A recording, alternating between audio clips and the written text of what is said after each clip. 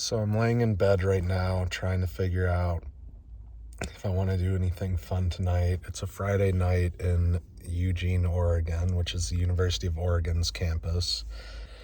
I just don't have any energy right now to be like fun and do crazy stuff, even though that's what I really like to do.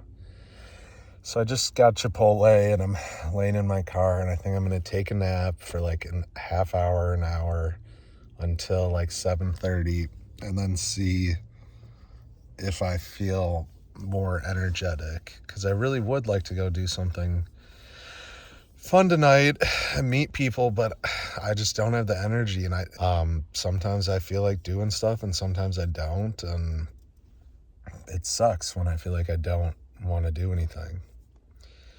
So we'll see how a nap treats me.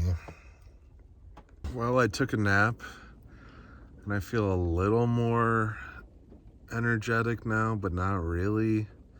But there's this like, what is it?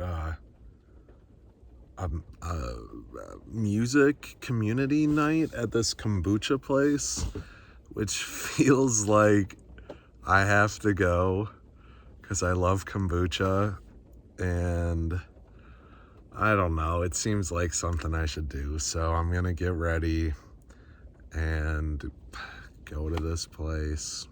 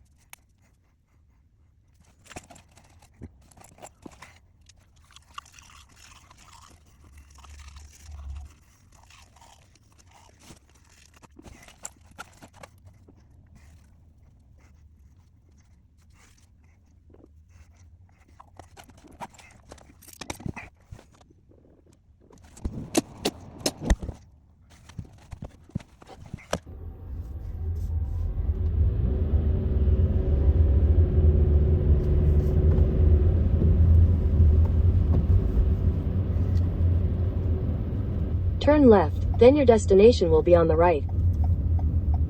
I hope there's some. Oh, okay, there's signs for it. Oh my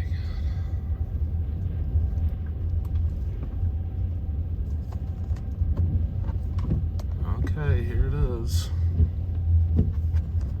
I've got some fellow Your destination is on the right. some fellow roof boxers here. Oh, there's a van with one. Oh shit. I think they're in Vanlife, and I'm gonna talk to them. Oh shit. This looks cool.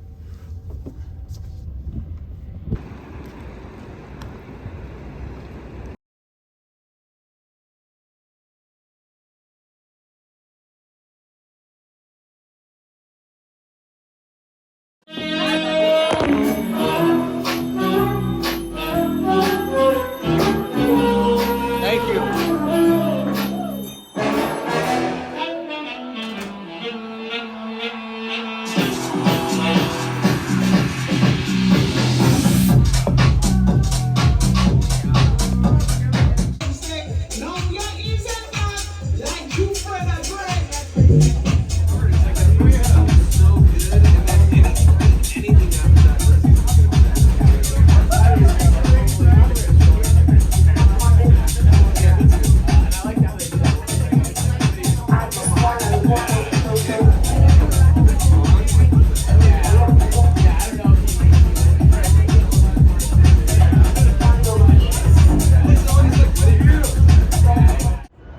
So I'm gonna do my first filmed interview today with a 69-year-old man who just loves dancing, and the DJ of the kombucha place. And my goal is to interview the dancer and the DJ. And honestly, I want them to really just interview each other, because it's two sides of this huge part of the world, dancing, music.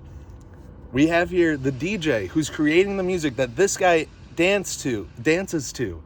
And he loves dancing, and he wants younger people to start dancing because it'd be amazing for his health. His dad is 96 years old. And he can't walk, but like no one can walk at 96. So this guy is like so young at heart, and he's only 69 years old. I mean, he still has 27 years to get to his dad's age. Like, he can keep dancing like this his whole life. I mean, this is great for him, and I'm sure that's why he's in such great shape, and I bet his dad did something similar.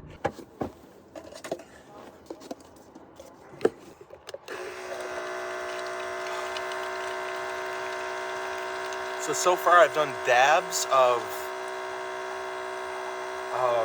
kava, I think. It's like a root that basically makes your mouth numb, like you're at the dentist. It's supposed to have like body effects too, but I just had this horrible dentist feeling, like, you know, they just numbed my mouth. My goal is to just be completely honest and not judgmental in any way, and I don't want to come off as a weird slob, creepy guy. That's my main goal right now. We'll see how this goes. I really think it's going to go well. I really do.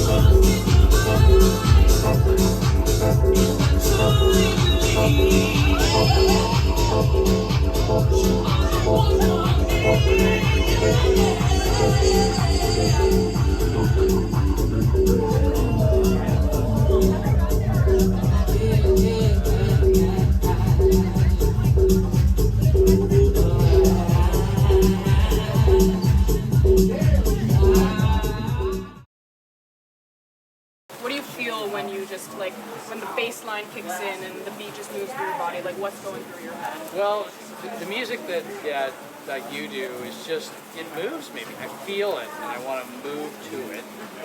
I don't think about it. My body reacts to it. Dancing is music made visible. Mm-hmm. You play it, and I react. He's 69 years old. He does this 2 to 3 times a week.